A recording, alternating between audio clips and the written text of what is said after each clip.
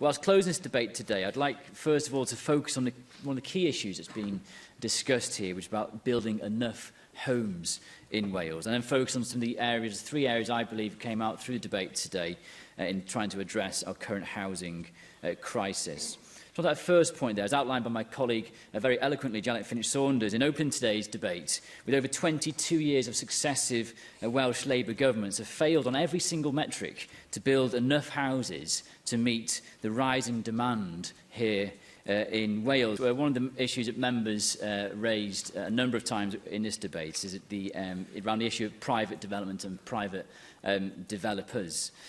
Private developers have a huge role to play in ensuring we have the right number of houses here in Wales, and they also need to have the right environment for them to invest in and ensure those houses are being built. The second issue a number of members touched on was around the proposal in our motion to restore the right to buy in Wales. And there was clearly a difference of opinion from colleagues across the way, particularly from Mike Hedges and from Cameron as well. And one of the points I would say, because there was also concerns raised from across the way around security of having your own home, of the security of knowing you've got a home to go to every single evening. One of the most secure things you can have is your own house, your own property. So why not allow people to have their own home, a right to buy their own property that they live in? That is probably the most simple way of creating security of housing for people in Wales.